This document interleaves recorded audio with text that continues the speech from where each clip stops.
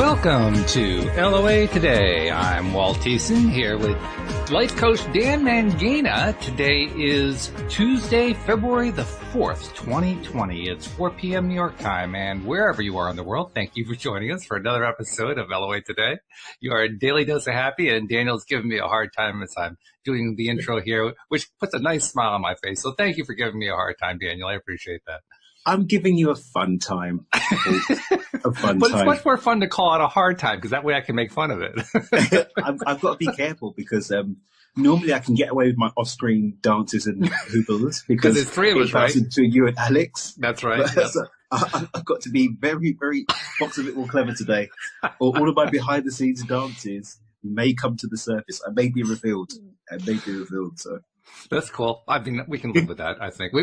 This isn't the first time we've done a show just mano a mano, because that was the first time you came on as a guest, which was about the first two times, I think. I think it was. You're right. And the first one was about a year ago, wasn't it? I think it's been. I think it was even before then. Was it?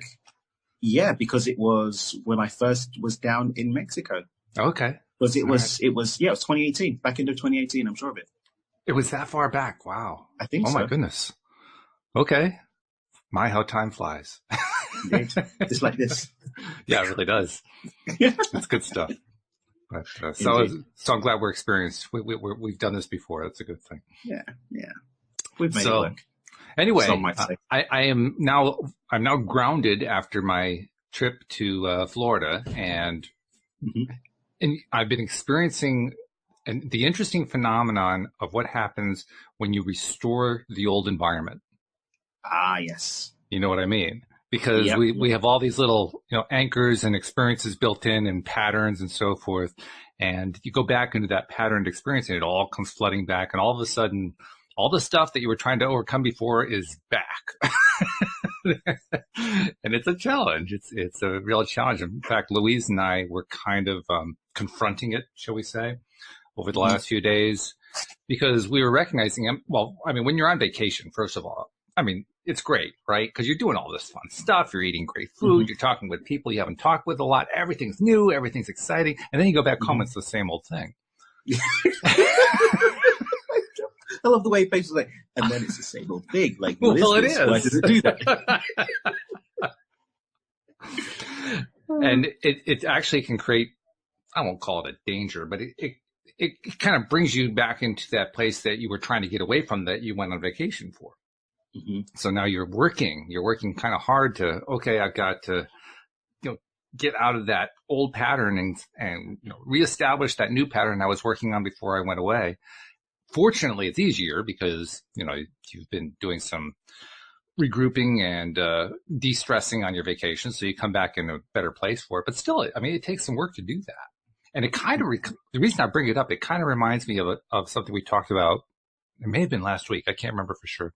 But we talked about how people who are trying to make change in their lives they'll go to a seminar, they will go read a book, they'll go to a movie, they'll watch stuff, they'll read stuff, they'll absorb stuff that tells them, yes, I got to do this. And then they got to start making changes, and then they don't make the changes. Right? We see this all the time, right? We do this. We're not exempt from this thing. And I guess what I'm saying is you go away and you come back and it really hits you in the face. Oh my God, it's so easy to fall into that old pattern. It's so hard to change. Can I really stick to the new game plan that I've got of changing? It's a challenge. It's a challenge day to day. It's a challenge practically hour by hour. So, when you deal with that, you do a lot of traveling. So I'm sure you run into that a lot. What's your strategy? It's really interesting that you've gone this way, because actually when we were sort of throwing ideas around between the walls about what to talk about today, the thing that really started to shine through was finding what works for you instead of trying to do what works for everyone else. Right. And the reason why I call to that is because so often we lose sight of the fact that we are all individuals with individual paths that we've come along with, different experiences, different belief systems, different capacities and capabilities. And all of these inform what is going to be the most optimal route for us to bring about change.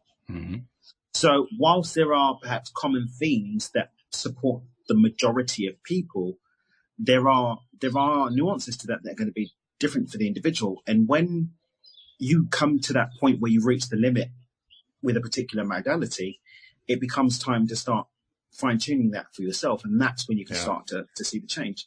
Yeah. So, for example, I don't do the Rampage. I don't do it. Well, we got you to do it one time. Yeah, no, I've done it with you guys, but it doesn't form a part of my own personal transformation strategies. It was really quiet here before. I was like, oh, it's a lovely day outside. Let's go outside. But it's not so quiet anymore. So I'm going to come inside. That's right. It's a signal from the universe that you're going to do a better job inside. So that's all it is. So I do have things that do work. Ooh, something happened with your signal because now all of a sudden you're cutting out. I'm not sure what's going on there. You had a much better signal outside. That was different. Okay, then I guess we're back outside. So apparently the original message was the correct one. Cool. So what I'm saying is that, remember I worked with someone, and my strategy of microshifting, this is the first time I've ever had microshifting backfire on me. Really? Because what actually ended up happening was it actually triggered her not seeing the whole picture. Mm. And instead of it creating space to baby step and ease into change, it threw her off and meant that she just couldn't handle it. She just went into a spin and was so distracted by the baby stepping that she didn't get anything done. Whereas ordinarily, microshifting is what gets us beyond procrastination. It gets us beyond resistance because we can take those baby steps. And so in that moment, I learned that, well, I guess microshifting isn't as... You discovered the limits. I discovered that there is a limit to microshifting. But again, that just comes down to the fact that her individualized optimal route to change didn't include the microshifting. We did some work on that and we realized that what was actually happening, it was self-sabotage because it would work. Her mind was shutting down because it didn't want the change. So we had to micro the microshifts with her and give her a macro outlook so that there was the story of you don't know what's happening is taken away. So for me personally, I find that microshifting works. Not trying to do too much at one time works for me. And also having sufficient leverage over myself. So having a really clear vision of why and having a model of someone that's done it. What do you mean leverage? So let's take, for example, my health and fitness. So okay. I've always, for the last 10 years, 11 years, I've done a lot of keeping in shape, martial arts and working out and all that sort of thing. Mm-hmm. And then in my last relationship, I ended up getting an older person belly, like a post-30 belly, because it just wasn't working out. I just didn't have the same motivation. Mm. It just wasn't getting done. And then every time I went to get back in the gym, the time that it was taking to see results was really just kind of I was like, oh God, I'm over 30 now. It doesn't take me 6 weeks to get back into shape. I've been doing this for 2 months and I'm seeing very little results. I can't be bothered to do this. And so that lack of energy committed to the change required some leverage in order for me to get past it and give myself a big enough why to stick with it and keep going to get to the end result. Yeah. Even with my Kundalini yoga practice, about 3 months ago, I had this crisis of confidence in the efficacy of one part of the practice, and I stopped doing it. And I realized because I didn't have a level of certainty in the result. And so I created leverage by reminding myself, well, it feels good when I do it. And there's nothing harmful coming from me doing it. Mm-hmm. So in the grand scheme of things, there's more upside me just doing something that feels good, even if the grand magical results aren't necessarily apparent right now. And that gave me sufficient leverage to keep going. And okay. and to plug through, especially on those days when you don't really feel like it. Sometimes it's having a why in the form of just integrity to yourself. And so when it comes down to doing like those 30-day challenges, which, you know, everyone starts to fall off around day 16. I don't know about you. I don't know about the average person. I mean, I've gotten through a couple of them, but most of them I kind of fell off after day one. I mean, it just didn't go very far. You know what I'm talking about. So it's having that leverage of, well, even though nobody's watching, I'm watching, and I want to be in integrity with myself. Right. And this comes down to, you know, if you look at Gretchen Rubin's work on 4 tendencies and how we respond to expectation. You read the four tendencies? I don't know this one now. Great book. So I'll give you a quick synopsis. Okay. So Gretchen basically did some research and ascertained that in general, people in the world fall into one of 4 categories in terms of how we deal with expectation, whether internally or externally. So upholders will always respond positively to outside expectation, and also inside expectation. So even if there's not an outside force, because they've said they're going to do it, they'll follow through. Obligers need an outside expectation. Otherwise, internally, they don't do it. So if nobody's watching, they're not going to do it. But if they're being held accountable, or if there's pleasure or pain from the result of doing it or not, they're likely to do it. Questioners will only do it if they understand the why. So they have to be given a reason why in order to have leverage over themselves to actually execute. And then rebels naturally don't respond to internal or external expectation. I'm actually a rebel, interestingly enough, which is really funny for me. So I really have to consciously sit down and create a why for myself that I'm going to stick to create that leverage. And if someone expects me to do something, or someone asks me to do something, my tendency is to rebel against it. So. Well, isn't there a 5th category though? That would be the put offerers, the people who put everything off. They procrastinate on everything. Gretchen says that the people that put off is because they're clearly not an upholder, and therefore don't have the right leverage coming in, whether it's because they're an obliger, questioner, or rebel. So yeah, I can't remember why we're talking about that. Well, you brought it in because I was asking you about, you know, what your strategies have been, and you said what your strategy was, and I brought in leverage. And yeah, there we go. Yeah, leverage. So yeah, understanding your tendency can help you find or create the framework for sufficient leverage. So obligers should always have an accountability buddy, always. If you're an obliger, which is what most people are, get a buddy, get a coach, get someone to hold you accountable. An online program is not going to help you because you're probably not going to do it if nobody's watching you, if there's no accountability in place. Upholders will always get it done. So the thing with them is making sure that they don't commit to too much, because they can burn out committing to stuff and then always following through with it. And rebels need to just find a self-directed why that isn't dependent on expectation.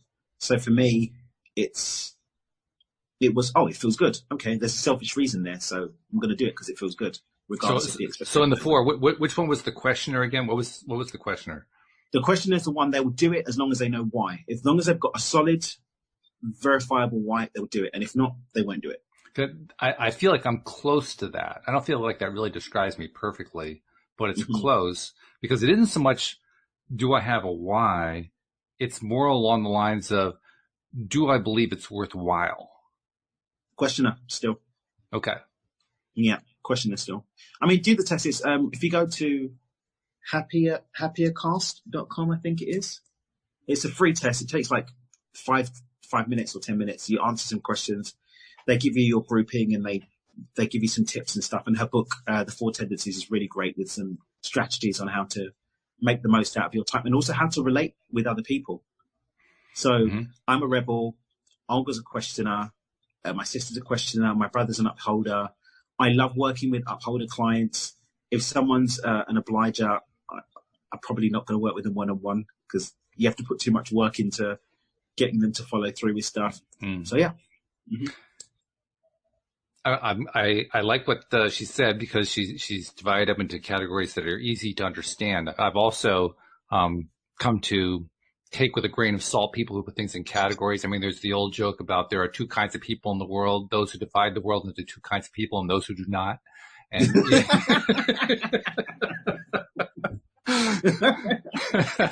And it kind of reminds you that, well, we all do a little bit of both, so I think we probably all fit into one of those four categories at any given time, and then we shift to another one, and we have a tendency perhaps toward one direction or whatever. Yeah. But it does help to kind of clarify the different ways that we find out to do something. I think that these things, archetypes and all this kind of good stuff, I think they serve a purpose as long as you don't expect them to be the panacea that's going to serve all purposes. Right. Exactly. So, for example, going back to Olga, she's training to be something called a human design analyst, and human design is a really interesting archetype, but it can go really, really deep into stuff. And now she's got obsessed with something called gene keys, and she's got me doing I hope she's not watching this live. I'm going to get in trouble later. So she's got me doing that. I'll swear all of our listeners to secrecy. It's okay. Okay. All right. I love you, babe. I'm doing like a session on Monday with her Gene Keys person, and Gene Keys says, "Oh, this is what you're supposed to be like this," and it's basically like an advanced horoscope, which I don't necessarily agree with, because I don't agree with anything that constricts infinite possibility, as I always say. But there are angles on it that you can use to create flow by going with what you naturally have a tendency towards, but I always encourage people to just basically feel into it and see what works for you, or just see which one of them form permission slips which serve you. So, for example, with the human design stuff, I'm a type called a generator, which means that I operate effectively in response to things. But when I looked at my life, how I play chess, how I roll in jiu-jitsu, how I do everything, I am actually in my flow more when I'm operating on the counterplay. So I accept that as a permission slip that validates that, and I'm rolling through life that way, and I'm actually finding that I'm having less stress, more flow, greater ease, and it works for me. There are pieces of the human design puzzle or other, I just kind of ignore it, because apparently it says what time of the day I'm supposed to eat and the kind of food I'm supposed to eat. And I must eat in silence with the vitamin D from the sun. Dude, I'm not joking. It says this kind of stuff. It actually says I believe this kind of thing. Yeah. And so, much to the dismay of Olga, I don't really worship at the altar of human design. But I pick and choose which bits serve me and which bits I'm like, I don't necessarily agree with you. Everyone can see themselves in their horoscope on some level, like, because the brain just starts to justify it and looking for, oh, yeah. Sure. I do have a second, third cousin called May who that happened to. So it must be correct. Oh my God, I'm finding the love of my life today. But if you believe in it enough, right, then it's going to work. It's the belief that creates the thing. Absolutely. So yeah, belief is the driver. Exactly. I did a tweet the other day. What was it? The probability of a thing depends more on your vibrational frequency than anything else. Yeah, that's true. And in fact, well, you're touching on something that is one of my favorite things. If I'm trying to make a change and I'm getting overwhelmed with all the methods and the various tactics you can take and the strategies and the 30-day plans and so forth, in those situations, I just go back to Abraham Hicks. What do you like? Just focus on what you like, and just get all the other stuff out of the way. That clears my mind more than anything else. It's so simple. What do you like? Okay, you're done. You've done and it. Then you found your flow. You found your flow. But for some people, that's not. For some people, it's not going to work at all. No. Yes, and they don't believe it, or they can't stay there, or it's just too simplified, too simplistic, or there's like 1,000 reasons why it won't work. And I think that's. For me personally, anyone that's listening to this, I'd love for them to take away this thing. It's okay if what works for Walt, what works for Dan, what works for Alex, if it doesn't work for you. It's about finding what does work for you. And once you start actually taking responsibility for finding what works for you, investigating and playing with life to identify what works for you, then guess what? You can actually start having things work for you. Yes. Versus giving your power away to other people's optimal ways of doing things, or giving your power away to other people deciding what you should or shouldn't be doing. Like, part and parcel of the adventure of life, I think, is just finding out what does work for me, or remembering what does work for me, and then playing that out. And I think there's a tremendous value in that exploration for a number of reasons, including what I was talking about before, the fact that I like or prefer something, because we as a society do have a tendency to spend a lot of time focused on what we don't like. And we'll find a lot of reasons to do that, including self-improvement. we'll find all kind of ways to just, keep saying, well, there's this thing over here that I really don't like, or that I don't prefer, that I don't approve of. I'm going to rally against it. I'm going to be an activist against it. We find all these different ways to focus there. But on those occasions where we actually manage to find a way to like something, okay, I'm done with that. When the actual better thing is to spend more time on, well, yeah, I really like that. I mean, I wonder what I can do with it. Is there a method I can use that like perpetuates that? Maybe there's a program. Maybe there's a 30-day program I can follow that actually does this thing that I like. I think truth in its essence is really, really simple, but it serves us to find our route to letting go of everything that blocks us from that simplicity that stands between us and that simplicity. Yeah. Because what it all comes down to is we get more and more of who we are, who and what we are. That was a bug. That was a bug? But it was a really strange looking vehicle. Anyway, we get more and more of who and what we are. But number one, we need to get to a point where we can actually know, what we want to be, so we can step into being that thing. And then understanding and having a really clear cognitive connection between what we desire to experience and the who and what we must be in order to experience that. And then it's having the tools, having the modalities, having the ways that work for us to be that person, to be that state of being that will in and of itself, because the heavy lifting is done by who we are. Exactly. That's why all of the three-dimensional matter to matter trying to do stuff, I find it hilarious when people spend all their time, and even when I sometimes find myself trying to do more stuff in order to get stuff done, when really all of that energy should be directed into being the state of being that matches and correlates to that experience. It is really, really simple. Just feeling good is probably going to work most of the time, especially if that feeling of goodness correlates to the experiences that you really want. Yes. But if you don't know what feeling good is to you because you spent so much time feeling crap, or you don't even have a clear picture of what you want to experience, and therefore, even if it was slapping you in the face, you wouldn't feel good about it. These are the things. I had that this morning. I found myself being stressed out about something. My MacBook died last week. Oh, it was really funny. A coaching call came from a client. I went, yay! And then it just died. And every time I turn it on, it starts and then just turns off again. And obviously, I live paradise here, but there's no Apple store here. No. There is no Apple store here. It's beautiful. I'm looking at the ocean right now, and there are cruise liners, and there's beautiful mountains, and there is no MacBook store. Mm-hmm. And I found myself this morning getting really frustrated at, oh my gosh, and this hasn't been done, and this and that. And I had a call, I had a 2-hour call with someone, and I'm not going to be able to do the notes. And I was like, wow, I'm really going into a crappy negative spiral on account of something that really isn't all that bad. None of these things I'm stressing about, the world isn't going to end if they're not done immediately. And in fact, this may be my world taking care of me, creating space for me to direct my focus, to zero down on the things that do matter, to spend some more time with Olga, or to go out and do stuff in nature rather than just being tied to my computer all day. And the fine line between which of these outcomes it is depends entirely on my perspective on it and the frequency that I'm showing up as. And so I was like, well, showing up with a crap attitude about this and that isn't really going to correlate to the experiences that I want. It's a question I ask myself. Are my feelings and emotions right now the seeds that bear fruit that I want to experience later? And if the answer is no, shift. And I knew it wasn't. And so I just shifted out of it. And then things happened,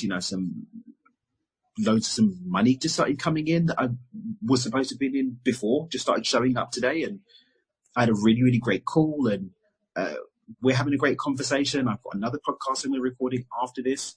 The weather isn't blazingly hot, but it's warm and it's not raining like it is if I was still going to be back in England. Mm-hmm. So just shifting my focus is putting me in an upward spiral towards positive outcomes. And really, at its core, anything that someone's going to be trying to do should be bringing them to a space wherein this spiral is going up instead of going down. And let's be honest. I mean, there are times where the answer to the question you pose, I mean, is this the way that I want to feel? Sometimes the answer is yes. I just want to be pissy. You know, I'll be perfectly honest. You know, like to hell with all this energy raising stuff. I just want to be pissed off for a bit, right? And there's really nothing wrong with that. No. The only reason that I might want to ever be concerned is I don't want to live there. I don't want to make that my lifestyle. You know, that would be a reason for concern. But, you know, if I'm there for 5 minutes or even a half an hour, well, I'll survive. Exactly. It's not the world doesn't end. Is it conscious folly? I remember I went to an event with Aubrey Marcus, and he was speaking about something called, I think it's conscious folly or willful folly, one of the two, where we're stepping into that, knowing what we're doing, right? Do you know what? I'm pissed off right now. I'm just going to sit and enjoy being peed off for a little bit. And I'm just going to do it for a little while, but I'm not going to do it forever. So I had this tool I gave to a client of mine. She'd had a really rough time with it. She got into a relationship with a guy that was in an open marriage.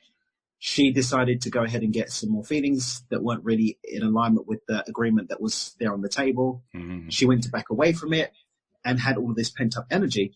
And I said, well, instead of trying to suppress the anger, give it an hour a day. An hour a day where you can scream about it, you can gossip about it to your friends, you can write angrily in your journal, you can punch a punch bag, but just give it an hour. And then the next week, give it 50 minutes. And the next week, 40. And the next week, 30. But give it time, but then make sure as much time as you spend in that, go to the other side of it too. So if you spend an hour being angry, spend an hour being grateful for the time that you had. 40 minutes gossiping, spend 40 minutes edifying, balance out the energy and see which one feels better. And then just cut the time. And that was it. By the way, I can fully endorse throwing pillows at a wall. It's very effective. And because it has a physical component to it, you know, you're just winging these pillows at the wall, right? And they're just bouncing off the wall and falling on the ground. But man, it lets out a lot of stress. It lets out a whole lot of stress as you go, wow. I'm going to use this one. I'm going to throw pillows at the wall. I'm going to try that. It works. It's great. Screaming into pillows is also good. That's if you want. Screaming underwater is great as well. Yep, that's good. That's good. Yeah. I mean, if you want to, like, you know, give the neighbors a break, you know, which is a nice thing to do. That's hilarious. That's being pissy with some, you know, respect for others. Yes. Pissy with respect. With respect. That's right. Avec considération. Yes, indeed. Yes, indeed. That probably is not how you say it in French, but you know what? That was pretty good. My reality. I'm not an expert at French, but I took enough French to know that was pretty good. Yeah. Brilliant. Well, thank you, my friend. You're welcome. Merci, mon frère. The only thing I can think of to say is très bien. So, très bien. Oh, that's very good. Now, Jeffrey, of course, has been commenting. By the way, he wanted to say that he's also a rebel, so you and he have that in common. Yeah. Good old Jeffrey. Yep. And he also said, yes, he is into rampaging. He likes rampaging. Yes. Which just goes to prove. I mean, the thing is, rampages feel good. I'm not knocking them. I'm just saying that I haven't found them to be something that I include in my regular practice. Well, yeah, that's my point. Yeah. Because there's an example of it works for him, it doesn't work for you, and that's cool. Exactly. There's nothing wrong with that. It's great. It's wonderful. Mm-hmm. In fact, honestly, I like rampaging. I just don't like doing it very often. but every once in a while, I just feel like go for it. Mm-hmm. Especially if I'm getting pushback. That's when I really like to go after it. But do you know the funny thing is I'm just thinking about it, and I'm wondering if I've literally just wondered if sometimes things that don't work for me is because I'm rebelling against that is things that other people do. Sure. So I've got this with famous people. So we had I know one or two other couples that probably had post Super Bowl J-Lo and Shakira arguments. Yes. I made a comment when watching the Super Bowl, and it wasn't even a compliment. I simply made a comment. And I have faced wrath for my comment. But the funny thing is that anytime that people get obsessed with a famous celebrity and say how hot she is, I get more and more disinterested. I'm not interested in, honestly, I'm completely honest with you. Beyonce, yeah, pretty enough girl, but I don't understand what the craziness is.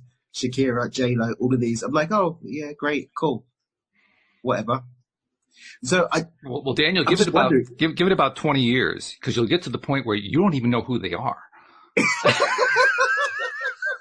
Maybe then my bias will disappear. That'll be when the future Beyonce, whoever that is, comes onto the scene. You'll say, "Who?" It's just. But anyway, I would encourage people to give things a try. Taste and see if it's good for you. Explore, part of the playfulness, and just be. Now that I'm thinking about myself as a rebel, I'm saying, ask yourself why it doesn't feel like it works for you. Maybe it does, and that's the reason why you're running away from it, because you're actually running away from the positive uptake. Or maybe you're knocking on something just because everybody else likes it, which is what I think maybe I'm doing with something. So I'm actually gonna investigate that for myself. I'll also make an argument that we're on an interesting topic today. All the ways that we don't actually work on ourselves. But I'll tell you another way that I don't work on myself. There are times where, working on myself will come along as something that I realize I need to do, or I've been working on myself for a while and I'm just kind of tired of doing it. So I'll quit for the day. I mean, I'll just quit to take the rest of the day off. And I'm not going to fight anything. I'm not going to do any kind of extra processes. I quit. I'm done. Call me tomorrow. Sometimes you just quit. Yeah, sometimes that's the thing that you need to do. Sometimes taking that step back creates a breathing space for you to be able to move forward. Right? It's actually kind of a form of meditation, I really think. Yeah. Yeah. Quitting meditation. It's the quitting meditation, yeah. Because when you quit, what you're really doing is turning off all that crazy talk that's going on inside the brain. You're saying, okay, that's it. Go away. Call me tomorrow, but I'm done for today. And it's literally letting go of that stuff, which is exactly what meditation is, right? You're basically saying, okay, I'm letting go of all that. Yeah. Creating that space. Yeah. Love it.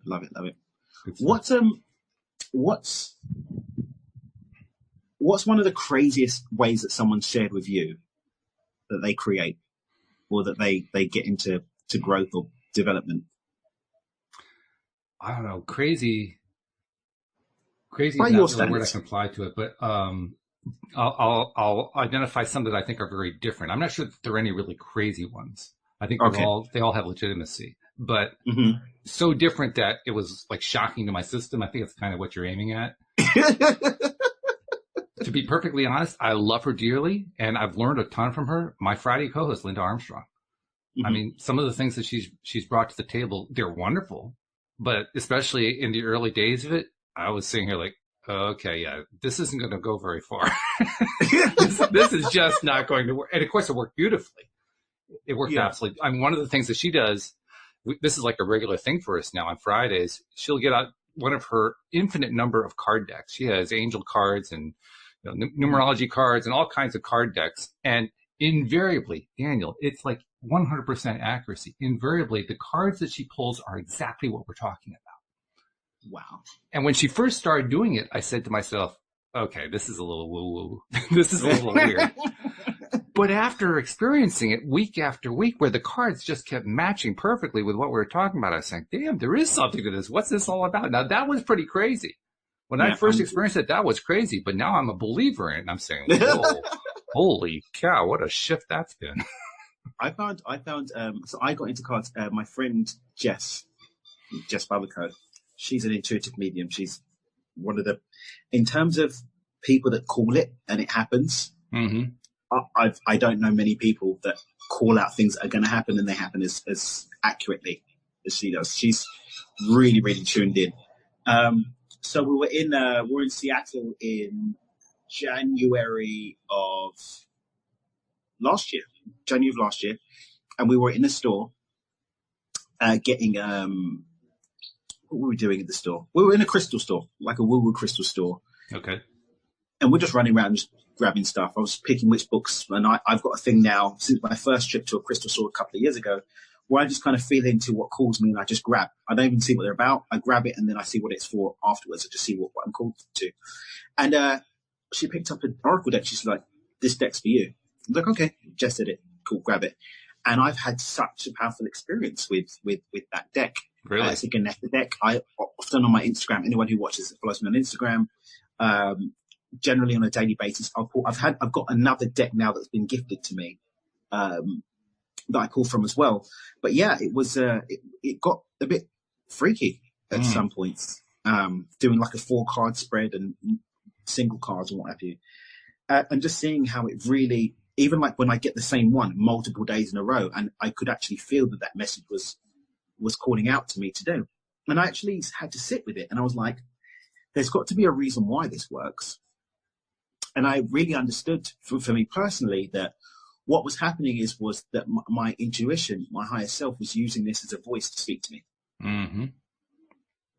So, I mean, I don't connect with people on the other side and stuff like that. So it's not that for me. Whereas a lot of people that do readings, they use them for that because they've been given the message there. Sure. But for me, I really feel it's like my intuition speaking to me through the card. And so I sit with a question, or I sit with, even sitting with like in the morning when I do my morning pull, it's okay, I need some guidance for the day. And I get some guidance and direction for my day so I can sort of line it up.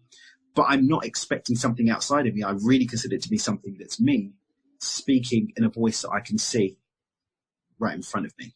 And that's how I find them to work for me. Makes sense. Yeah. Well, I've had very much the same experiences. But the only thing that has not worked is my wife and I trying to do the card decks together.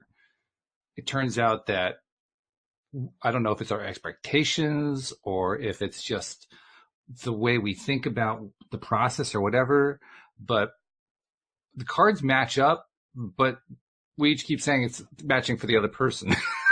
It's not matching for me. Right. You're both using the same deck. We're using the same deck. We're drawing cards from the deck. Why? Well, probably, yeah, but we wanted to do something together, so we figured we'd try to do it that way. But the interesting thing is, inevitably, whichever one of us pulls the card out, whatever the card is, we both say it's about you. So we don't take ownership for ourselves. I'm very strict about people touching my deck. Only reason being is because the deck came with instructions about other people touching it. And then for me, it's not about superstition. It's that if it comes with those instructions, then it's seeded with that intention, and therefore I roll with it in order to find flow. Right? Okay. So Olga's now got her own deck, which is a lovely, lovely, lovely deck, which I love. So what we do now is we take turns. So, for example, 1 week she'll pull the cards for both of us. So she'll do one for her and one for me. But she uses her deck. And then 1 week I do it, and I pull one for her and one for me from my deck. And that's what we do to go back and forth. So maybe that's something to try, and then you're not fussing over the wires on the deck. Plus, it would probably also help if we go into it with the idea that we can be getting the messages ourselves, and that it can't be only about the other person getting the message. Exactly. I mean, there's a certain thing going on there, because belief is a big part of this thing. And that's really the next point I wanted to get to. You mentioned it a few moments ago, that belief is really what drives the whole thing. And it's true, it is. Louise proves that by using a modality that is so far woo-woo that it's actually mainstream.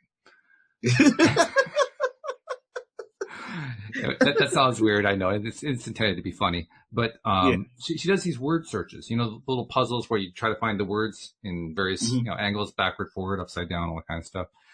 And when she does those, her mind is working on other stuff. Sometimes it's working on herself. Sometimes it's kind of working in the background on trying to solve a problem. Sometimes she's just sitting there to do the word search. But it's interesting. The more that she does these word searches, the more interesting stuff comes out of her. And I don't think she has even consciously made the connection, but I have. So especially when we're talking here. So here's something that's pretty mundane. I mean, nobody sold the word search as, oh, well, you're going to find out who your heart's desire is or how you're going to make a lot of money. It's just, no, I like doing word searches. So that's what the product is. And she's found a way to turn it into, here's how I'm helping myself. Here's how I'm working on myself. I'm basically using the word search as a way to distract myself from myself so that I can let myself go where I really need to go. It's almost using the word search to in a hypnotic way to get into In a trance. sense, yeah, Yeah, almost. Yeah, it has a yeah. bit of a post-hypnotic side to it. Yeah, Because when you think about it, all of these things, they're really just shutting down the mind so that you right. can actually hear you, shutting down the ego so you can hear the true self. In the Paul Selig language, shutting down the small self so that the true self can speak true through us in how we're showing up. And I think there's some power to that. I mean, even when you look at, so for example, my friend Lee, he's got this thing. He was down here in November, and he's got this thing that says neuroplasticity increases when you're in movement. And so when we were working out together, he'd have me saying positive affirmations on each rep. So like genius, beauty, wisdom, gratitude. And it's like, well, first and foremost, it distracts you from the pain. No kidding. Yeah. Because he's a bit of a beast. He's a unit. He's a unit. So he has me do some very interesting exercises. But then also, yeah, you're just in this beautiful flow, just gratitude. And it just feels really, really good to create that trance through the movement as you do the exercise. That's very cool stuff. You used a word that was actually part of a conversation Louise and I had last night.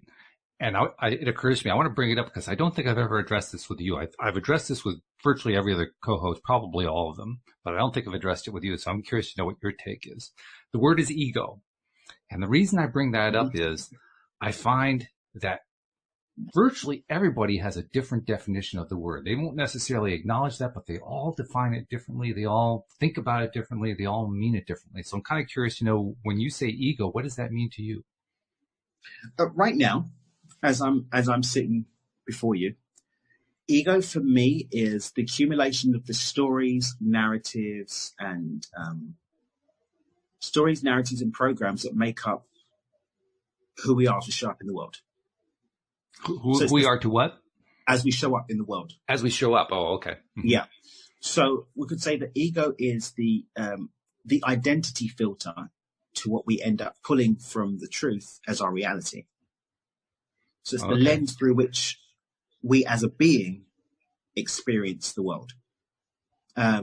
Personalities in there, belief systems, our sense of self, all of those narratives for me make up what I consider to be the ego, which in and of itself I think it's an ephemeral entity, right? Because if we look at the fact that nothing exists beyond the now, it doesn't have to continue. So we have the opportunity to shed and carry forward what we want from that. But that's what I consider the ego to be, as I sit with you right now. One of the things that I've looked at where the word ego is concerned, well, actually, there are two main things I've looked at. One is, what is the definition? And I've pretty much concluded there is no the definition, because everybody looks at it differently. But there is one factor that shows up not 100% of the time, but maybe 90% of the time in most people's definitions, not everybody's. And that is, the ego for most people seems to represent the parts of themselves or others they would really rather would go away. It's sort of a way of negating parts of ourselves and categorizing it and putting it into this little box. Okay, I want to get that ego out of my way because I don't like that stuff. I used to be one of those people. And then a friend of mine, she's a Hay House author, Mira Kelly. She was on Jess and I were having a conversation with her at some point. And Mira said that her philosophy is that we shouldn't try and crush the ego. We should just balance it out with more heart-centered love. Okay.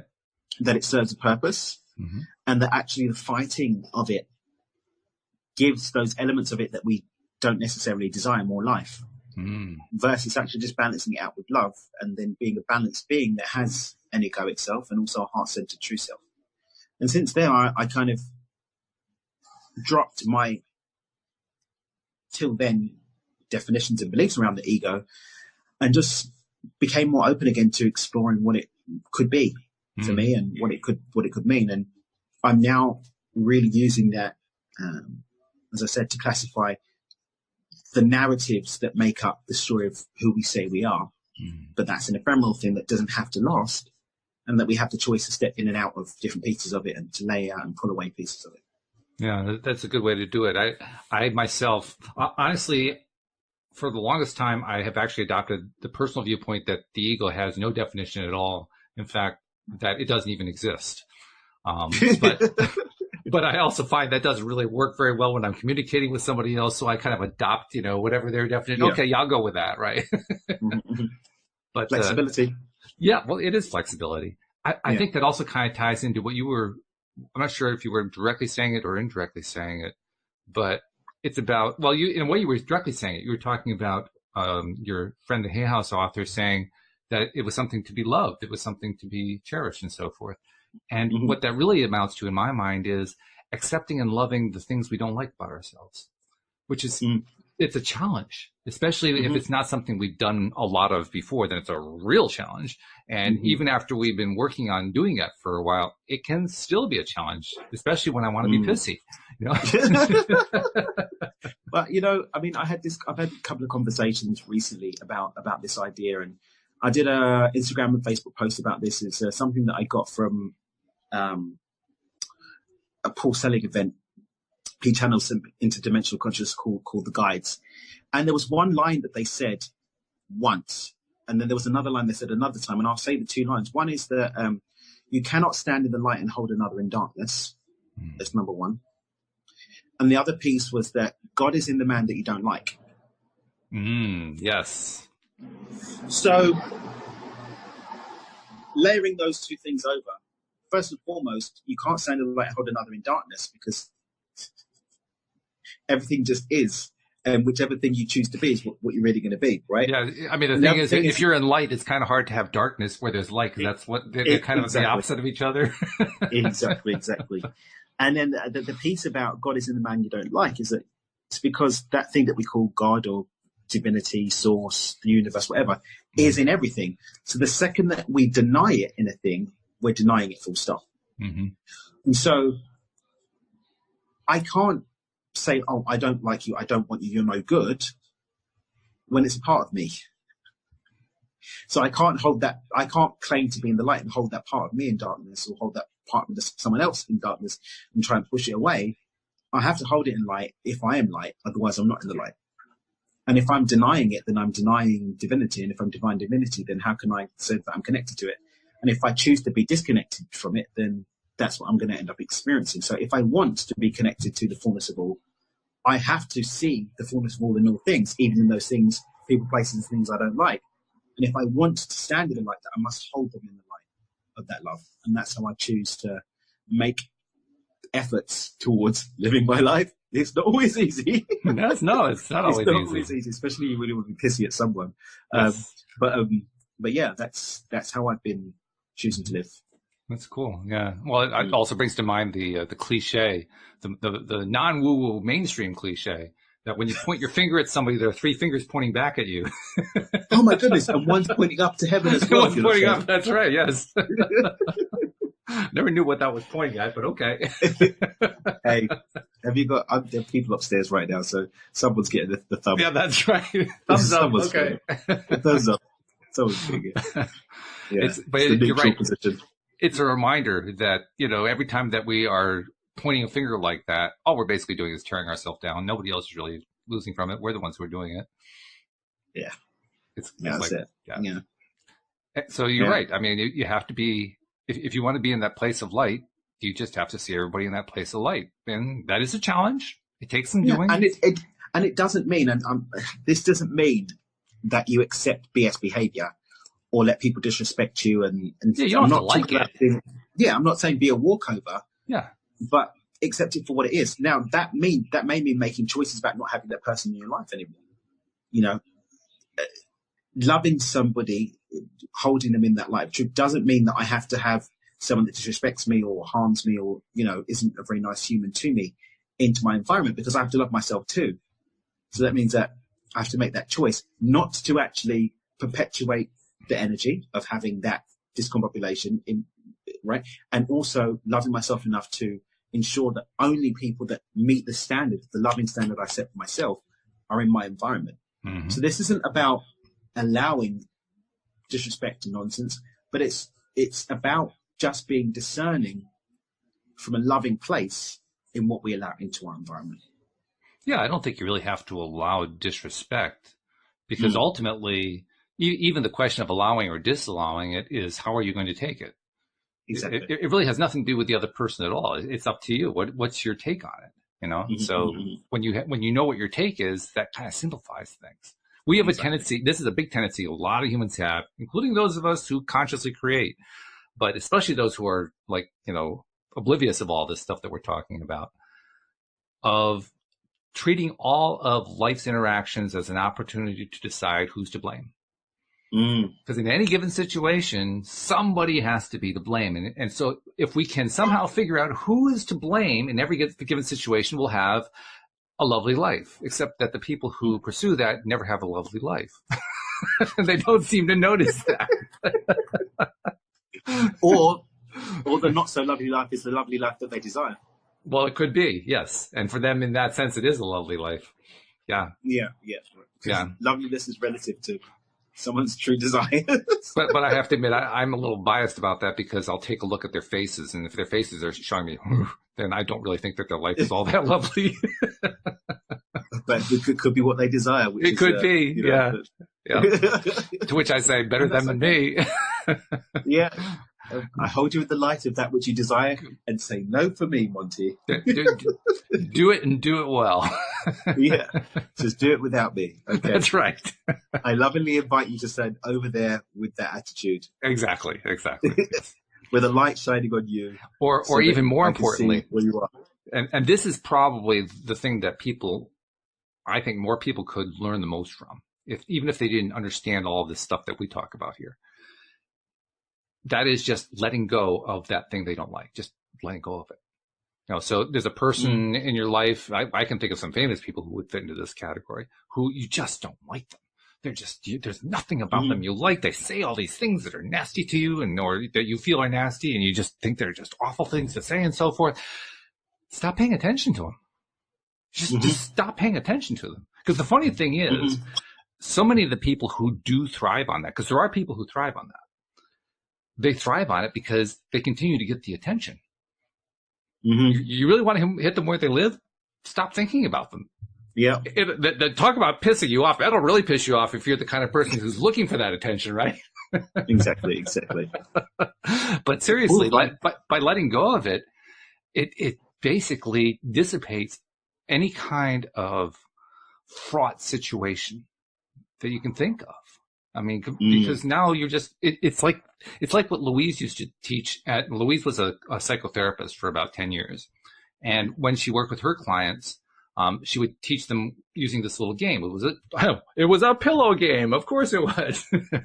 She'd pick it, as with most therapists, she had a couch, and she'd pick up a pillow off the couch, and she'd toss it to her client. She'd say, now toss it back to me. The client would toss it to her, and she'd toss it to the client again. The client would catch it. Now toss it back to me. The client would toss it to her, and she wouldn't catch it. She'd let it fall to the floor.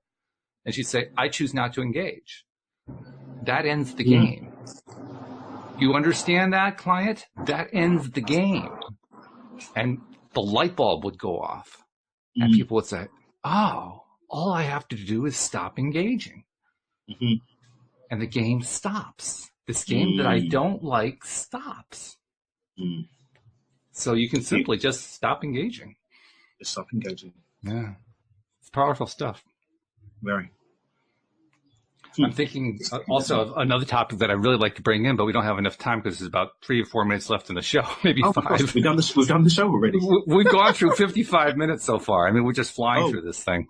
Wow. Yeah. Next time. I'll have to save it for next time. But I'll give you a clue that you can think about it. And while you're thinking about it, it'll be actually for a week from now, because this Thursday, what are we doing on Thursday? We're starting a book by a famous author named Dan Mangena.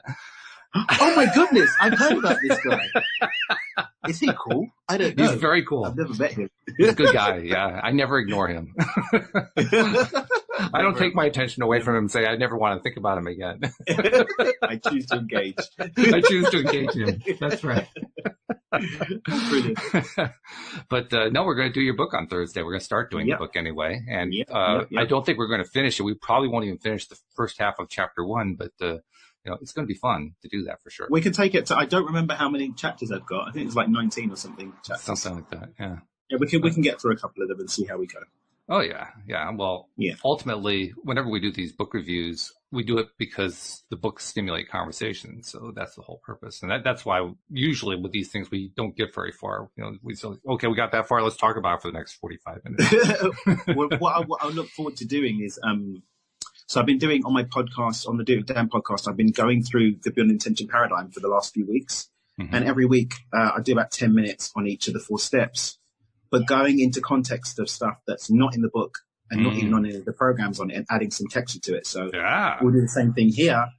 We'll add some background, we'll add some texture. Maybe we'll do some exercises on it and give the listeners something that they can play with and go and apply in their life. So for people who want to get the book ahead of time and start reading up, it's Stepping Beyond Intention. Stepping Beyond Intention. If you go to dreamwithdan.com, my website, and go to the books tab at the top, it's got it there. You can get the link straight into it. It's now on Audible, Kindle, and paperback. Ooh, very good. Yeah, so people who like Audible books now, they have a way to are you the reader? Do you read it, or did you hire somebody else to read it? I hired someone to read it. You hired someone else. Reading a book, but that takes a lot of time and effort. And my second book, The Dreamer's Manifesto, which is like a little pocket book. You can read it in an hour and a half. Mm-hmm. 3 hours on it in the studio, and I got through like 3 chapters of the second. So I believe when I looked at the 30,000 words of Stepping Beyond Intention, I said no, thank you. Not happening. No. And my schedule just didn't allow for it, because you have to use the same studio and all that sort of thing. Oh yeah. But I'm going to go back to do the Dreamers Manifesto. I'm going to be in Cabo pretty much for the next month, so I can sit in a studio and actually get it done. So fabulous. We'll see how we go with that. Good stuff. So another opportunity to hear Dan's golden voice. I love it. My golden voice. Hey, how are you? You do that. Should we do a little dance? We should do a little dance. Tell the listeners how to download the show and subscribe and whatnot. Well, yeah. I'll tell you what. I'll tell them how to do it. You do the dance, because I can't talk and dance at the same time. I'm not good at that. Well, I'm not. I don't know if they're going to see me today, so we'll have to wait until Alex is back before I do the dancing. But certainly, we do want people who are not yet subscribers to become subscribers, and it's very, very simple. Most people know how to do it these days, which I really love, because it used to be back in the day I had to teach everybody how to do it. But now people know how to do it. It's great and makes it really simple. Yep. But for those of you who are still not quite sure, it's pretty easy. The easiest way is just go to the homepage of our website, loatoday.net, and at the top of the page, you'll find a little thing to click on. And Dan found that he could get it subscribed in 1 click. So you might be able to be a 1-click person. Depending on your device, you might be a 2-click person, maybe even 3 clicks, but it's going to be quick. It's going to be really quick. There's a clicking going to happen. You can do it. And of course, you can also check us out on YouTube, because we live stream to YouTube as we're doing this. And you can do like Jeffrey does and join us on the live stream and share comments that we include on the show. But you can also just do the playbacks. Just go to YouTube and do a search for LOA Today podcast videos, and we'll pop right up where you can click the subscribe button and click the little bell so you get notified every single time that we do a show. So those are the 2 main takeaways. By the way, I also want to do a shout out to the smaller percentage of our listeners who are members of the Law of Attraction Pivot Pals group on Facebook, who are actively going to their little vignette posts and revisiting them every day. So we talked earlier about people who don't stick to the plan. We have a small audience there that are sticking to the plan. So way to go, guys. I love it. Go, guys. Yeah, really, really good. Actually, I shouldn't say guys, because most of them are women. The women are the ones who are guys. Folks. We're falling behind, guys. I mean, the women are ahead of us here. So this is where we have to kind of, step up our game a little bit, except for Jeffrey. Jeffrey's like one of the leaders on the site there. But yeah, by all means, keep doing it. And if you have not yet joined the group, it's a great way to just get into that 30-day program and do it in a place where other people are going to say, yeah, go, go, go, go, go. You get encouraged, you get that little push that you need. Especially, what was the category of person who needs to be reminded? Obliger. The obliger, right. So if you're an obliger, that's a perfect place for you to be, because you're going to get that little bit of juice every single time that you post. Like, yes, okay, good stuff. So, all right. Well, good stuff. Any last contributions before we sign off for the day? I think we covered. I never thought we could do a show on what it is that we really prefer not to have to do. But that's what we did. It was good. It wasn't even that. That's not even where we started off, but it's where we ended up. And it is. I think we've given some gems. But it was great. Just play with things. I'd say just play with things, be open. And remember, life's not all that serious. None of us are getting out alive anyway. Boy, oh boy, is that the case. Yeah. I'm reminded of the Monty Python song from the end of The Life of Brian. I don't know if you remember that one, but it's the song that goes, always look on the bright side of life. Bright side of life. That's the one. Yeah. And basically, they make the point in that song, you're not getting out of it alive anyway, so why bother to get upset? Exactly. So good stuff. So thank you, Daniel. I look forward to talking to you on Thursday when Alex King will be back to be part of the grilling of Daniel about stepping beyond intentions. It's going to be good stuff. Indeed. And thank you, Jeffrey, and other live streamers. We appreciate your input as well. Thank you especially to our podcast listeners. We'll see you all next time here on LOA Today. Goodbye, everybody.